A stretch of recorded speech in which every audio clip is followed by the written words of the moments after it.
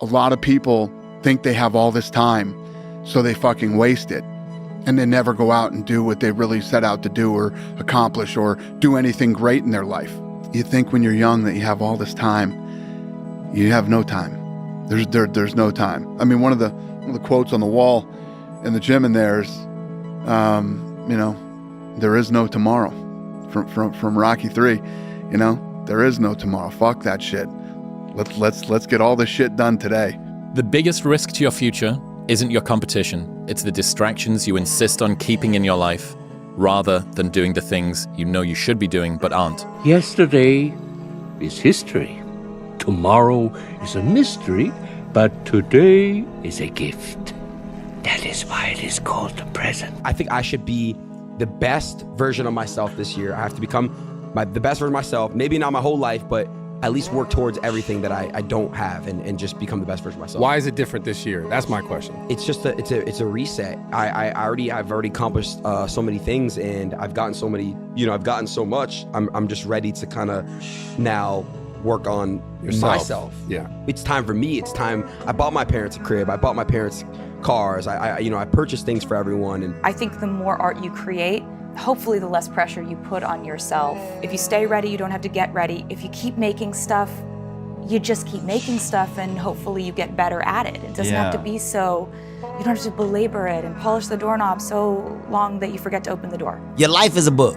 Your life is a book. Your life got chapters. Each chapter in your life is a punctuation, whether it's a positive or a negative. And before you move on to that next chapter, you got a decision to make if I'm going to correct what I did in the chapter before. And ultimately, when you get to the end of that book, it's written by you. So how it ends, you wrote it. If you listen and you focus and you step out your comfort zone, you can achieve anything in life. Like I was nothing about 3 years ago. I'm here now. So I think if you listen and you focus and you just step out your comfort zone a little bit, who cares if you get embarrassed, anything can be impossible. But a big thanks to my parents.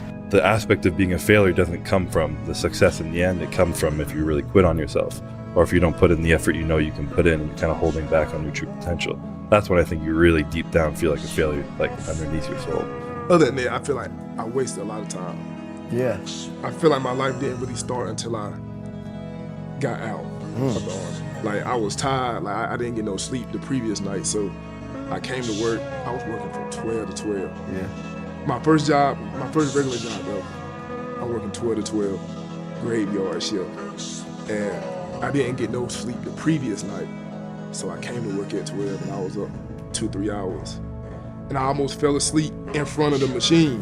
And I woke up pretty much like catching myself.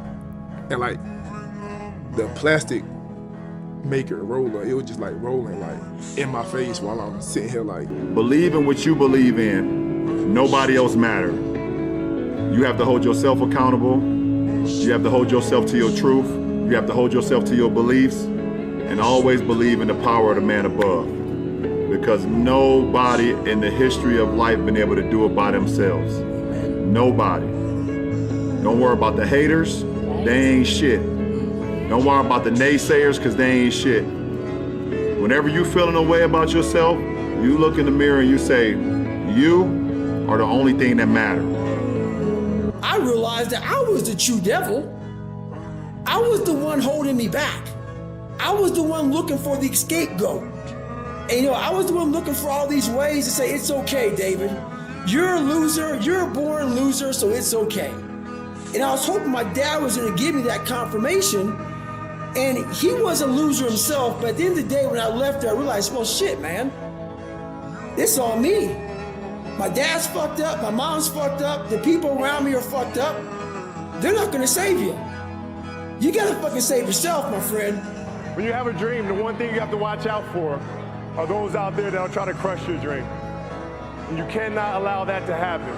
That is your biggest challenge. So I challenge you to have your dream, go after it with all you have, and be legendary in your own right. Most of us, we live in a box. And we don't want to go outside that box at all, ever. Outside that box is all these possibilities of life. What we do is we shackle our mind. We are a prisoner in our own mind, and this is all I can do. This is all I'm good at. Not knowing that you have the power within yourself to change millions of lives by facing life, by facing yourself. And through that, I would die never knowing that I had the power to change millions of lives. If you want to be good, you really don't have a lot of choices because it takes what it takes. You have to do what you have to do to be successful. So you have to make the choices and decisions to have the discipline and the focus to the process of what you need to do to accomplish your goals. And all these guys that think they have a lot of choices. So in order to turn yourself into the person that you want to be, you have to be aware of how technology is shaping you and counteract that influence. And then if you want to be that way, then go for it. But all of this is happening without our knowledge or awareness. And so that's what we really need to change. You can't stop. You can't quit. You can't say, I'm a failure. You're not a failure. You're not.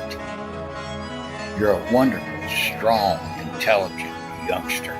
Every person who's listening to this right now has listened to 1,000 fucking podcasts, and they're in the exact same condition, and yet they have not changed their behavior, which means 1, they have not learned, and 2, they are dumb. Which also means that if you can control your behavior, you can also control how intelligent you are.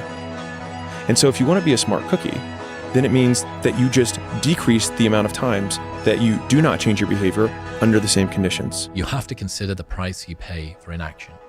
People presume that inaction has no cost. You don't get to not make a choice. Not making a choice is still making a choice. Every minute that goes by that this decision is undone is a choice. Act first. Okay. You have to lead with action. Because if you are someone that deals with a crippling sense of insufficiency, your ability to discount any good thoughts you have in your mind is going to be so strong. If you try and lead with positivity first, I need to think it, wish it, believe it, and I will achieve it, your set point of negativity is going to just crush that into the ground. I'm speaking from personal experience, right? As the guy that was chronically unconfident and still has, the imposter syndrome that does creep in. You have to start with action. So I'm going to stop now, but just remember, never quit. Never quit. It's hard when you're young to wake up in the off season at 6 a.m. to go train and work out, knowing that all your friends are sleeping in and eating pancakes. It's hard when you're on your way to practice, weighed down with all your gear, and it's 90 degrees out and all the other kids are at the pool or at the beach, and your body is already completely exhausted from workouts in 2-a-days. It's hard to throw, catch, block, and tackle, and hit kids when they're way bigger and way more developed than you, only to go home that night bruised and battered and strained, but knowing you have to show up again the next day for just the chance to try again. But understand this, life is hard. But it isn't me that changes you, it's you. You set the small goals, you achieve those goals, then set some more and achieve those, and set some more goals, maybe a little bit bigger, but not that much bigger. You pay attention to the progress. This guy is 16 weeks deep, 30 pounds lighter, working harder, stronger, faster, more efficient, competitive. The individual that wrote that is getting after it and changing his life, and you can too. Just start. Start small. Start with changing tomorrow morning, just tomorrow morning. Get that squared away, and then move on to the next day. Let me be very clear. I'll never give up. Never. Nobody believes in you. You've lost again and again and again. The lights are cut off, but you're still looking at your dream, reviewing it every day, and say to yourself, it's not over until I win. Is that the path out of that despair is by keeping commitments to yourself. And this kind of goes back to what you're saying about the self-story and what you think about yourself every day. I think when I'm trying to give friends advice these days, what I say to them is, the rewards you get in terms of self-esteem and self-story, what you think of yourself, will be correlated to the size of the commitment you keep when no one is watching. So if you say to yourself, I'm going to do this, when no one is watching, we don't think it's important to keep those commitments. We think lying to ourselves is, there's no sort of punishment for that. I actually think the greatest consequence in life is not keeping commitments to yourself. And I think that compounds to, as we talked about, where does beliefs come from? I think it compounds as personal evidence, which is deposited in this instruction manual of who you are and how you behave and how you show up and what you're capable of. You gotta let go of that stuff from the past, because it just doesn't matter. The only thing that matters is what you choose to be now. It's pushing the water, and there's a jogger, actually. Look at this. Wow. It's a Florida man right there for you, Blake, jogging in the hurricane. You do not become confident by shouting affirmations in the mirror, but by having a stack of undeniable proof that you are who you say you are. Outwork your self-doubt. And ultimately, hoping that you're going to be able to... believing that you can think your way out of a thinking problem is like believing you can sniff your way out of a cocaine addiction, right? You have to give yourself something else that's going to step change where you're at. It's the effort, it's the journey. It's like suffering through times that I don't want to be at the gym or why I want to quit on my diet, and I push myself, and every single moment, every day leading up to the show, and I win all those moments. That's winning. That's like winning in life continuously every day. I fight against my mind. Yes, sometimes it's happened. We are all human beings. We are not happy every day. We are, not in a good mood every day. It's normal. It's part of us. I fight against that. It's the big challenge. It's when you're not willing to do something, but you have to do it. This is the main point. This is why I say our mind, it's a box of surprises, and you have to challenge yourself to be consistent. I think you have to take care a little bit of your body, but without obsession. If you start today, you're gonna have benefits in the future. Doesn't matter the time. What is important is what you want to achieve. Yeah. What you want. You want to live a good life? Yes. I like to drink. I like to eat burger. Okay. You're gonna pay the bill in the future. Right. I think the most important is to find the balance. Sometimes I can eat a burger or chips, well, it doesn't matter. And it's important too for your mind too. Sometimes I sleep 2 o'clock in the morning because last night I was in UFC here in Saudi, and the main event, it's 2 o'clock. Yes, it's quality of life too. But the most important thing, it's the consistency. If you have consistency, you're gonna be good in the future, or you're gonna be better than other ones in the future. You wanna be the best version of you, You wanna grow into this individual that you see yourself being. But without the pressure, it's too easy to just not do it. I'm running off not much sleep today. I've been to the gym, I've been boxing. But the pressure of knowing I've got this, and I've got the things I've got coming next, means that I'll keep rolling. Keeps you sharp. Yeah. It says the biggest difference between an amateur and a professional, between the wannabe and the star, between the dabbler and the expert. The unsuccessful get halfway to the finish line, then turn around. The successful get halfway, then keep going. Both run the same distance, but only one makes it to the finish line. It's scary when you find a thing that you're going to fully commit yourself to the pursuit of, especially if it's excellence that you're going after, because there's no more room for your inadequacies to hide anymore. You can't decide to change direction and do something else if things get tough. There's no more ejector seat, right? I've committed to this. This is my thing, and this is one of your rules. I feel to be at the pinnacle of any game, in any, whatever you do, you've got to be a little bit gone to it. You're not all there. You've got to be almost insane to your craft. Not a lot of people can understand that. That's why I don't know about nothing else. I do not pay attention to nothing else. There was games of football on yesterday, there was rugby, there was this, there was that. And like normal society is like, let's talk about this and let's engage in this. And I can't do it. I just don't, people are talking to me and in my head I'm counting something. I'm counting up a number, or I'm knee deep in a sequence on the mat or on the feet. That's my life, sequences and numbers, nothing else. I cannot pay attention to nothing else. The grind is really what's gonna be hard though, because everybody get comfortable, everybody be doing this, everybody be doing that. And the way I be thinking is that if I'm taking any breaks, there's somebody out there right now that's literally grinding his ass off and is gonna blow up anytime now. And he or she is dead ass like working her or his ass off. And I always think like that, or I always think of like, okay, how's my ground coming up? Like, you can't get comfortable in this shit. I kind of gave up on school. Right. I kind of gave up on school. I kind of gave up on everything that that I had to my old life and just put everything onto my stream. I streamed every day. I didn't care about nothing else but YouTube, streaming. I'm so young right now, I might as well work my ass off right now, so by the time I'm like older enough, I'm into some whole different other shit. You feel me? And I got like shit set up. You feel me? Like I just think about it like my mom, like I got family. You feel me? I want my mom to enjoy herself. That's intention. But it has to be, you need to be pinpoint accurate. I was walking past a guy in London the other day. He's like, you know, the up and coming guys now, they respect me because I've done good or whatever. And he's like, bro, I'm trying to do well. And I'm like, where are you going to be in 5 years?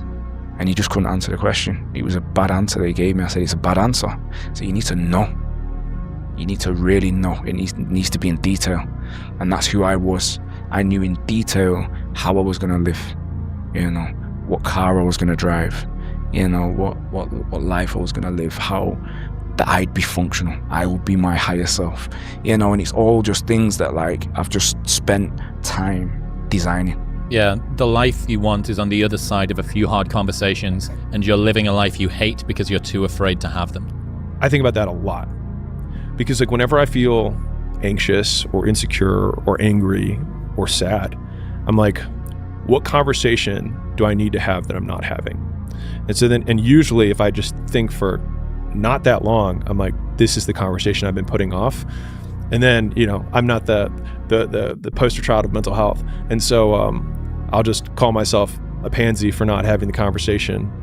And then I just have it. And so again, I think it's like, I need to have this conversation, and the time between when I have it versus, or when I know I need to have it, when I actually have it, just continues to compress. And you're not afraid of failing. You're afraid of what other people will think of you if you fail. But if you're afraid of that, imagine what they think of you when you aren't even trying. Oh yeah, they aren't. I'm afraid of what this person's going to think about me. Because if I were to be able to fail in quiet, in complete isolation, then I wouldn't care. And then I think, well, what if I don't succeed in public? What do they think then? Nothing, right? They don't think about me at all. You might as well use the insecurity to get something out of it, right? Like one of my favorite things about entrepreneurship is like use what you've got. And so a lot of people think that they need to fix their conditions in order to get like the perfect conditions before they start. But the perfect condition is whatever one you're in, because it gives you whatever assets you have. That's the cards that you're dealt. And so you just play the hand. And a lot of people have great cards. It's like, man, I'm so afraid of, it's like, use it. It's like, I have nothing. What makes you very dangerous because you have nothing to lose. Vulnerability is true strength. Vulnerability is hard. Fully feeling your feelings gets in the way of life.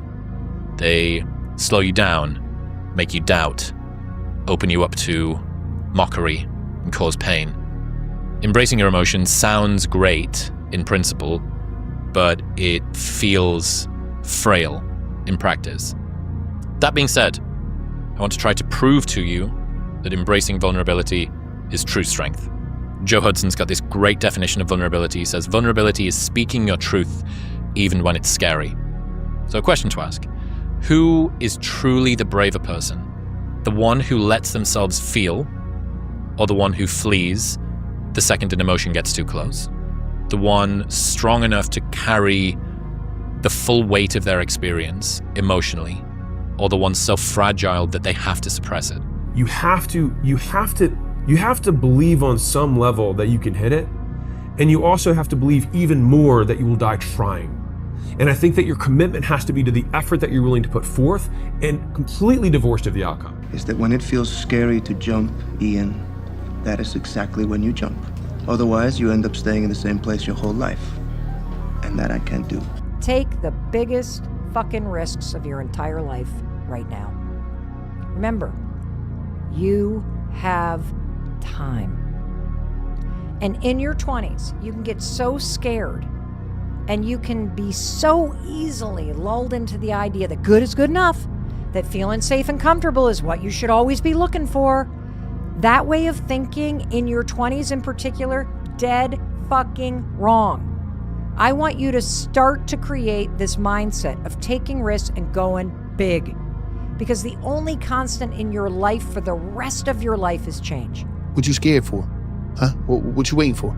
Like, you think time is on your side? Time is not on your side. The only thing you got on your side is the decision to let go of everything that's not supportive to you.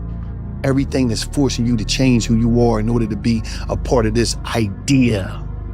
of what's right and what's wrong. Man, come on. It's bullshit. Let go. Get free. Be you. Love you. Respect yourself enough to choose you. Say yes to you and no to them. Victims see their past as their fate. Champions see their past as their origin story. And so a lot of people are living through their origin story right now, or they're living through the very reason that they'll never be successful, but it could be the exact same situation. And the only difference between either character is the actions they choose to take, which means that if you're, using Joe Rogan's frame, waking up in your main player character today in this moment, as weird of a construct as this is, the past doesn't exist. Just gone. It's not anywhere. You can't stop people from trying to limit your dreams, but you can stop it from becoming a reality. Your dreams are up to you. I encourage you to always be curious, always seek out things you love, and always work hard once you find it. The lesson I cherish the most is how important it is to love what you do. If you love what you do and it's making you happy, all the hard work and perseverance will pay off. When you know you're truly giving it your all, there's no greater feeling in the world. Every day when you get out of bed, life's standing right there to kick you in the fucking face, man. Could be anything. Could be you get up and you walk downstairs, you got a fucking flat tire and you're late for work and you got this and that. Life is gonna throw all kinds of crazy shit at you, right? And you have to be ready for it and you gotta fucking deal with it. You can't curl up into a ball, you can't run away from it, you can't hide. You have to take all this shit head on. Every morning I woke up, I had a real conversation with that dirty mirror. And every day, the same answer came back to me. Do you want to be on your deathbed knowing that you could, but you didn't? And so every day I kept saying that. I had to invent a whole nother human being to get outside of my comfort zone. And that human being became Goggins. Goggins is like the guy that walks out of the phone booth. He's like that Superman that walks out of the phone booth. And I was talking to my fiance today about, it's kind of strange how sometimes I have a conversation between David Goggins, and Goggins will tell David Goggins about the shit he's done. And David Goggins like, what the hell, man? Why are you doing that? That's nuts.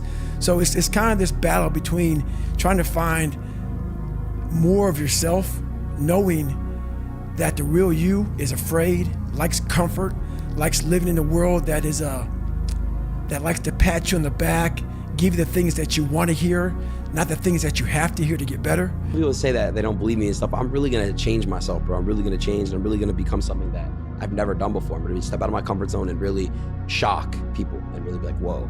You know what I mean? Like that's the goal for me. I want someone who's watching me and be like, all right, Aiden, all eyes are on you right now. You're a fat, lazy, he calls me pudgy. You're pudgy as fuck, you know what I mean? Whatever, pudgy G. I want to see you become something you're not. And I want to see you, become a boss. And I'm gonna do it. I'm really gonna do it.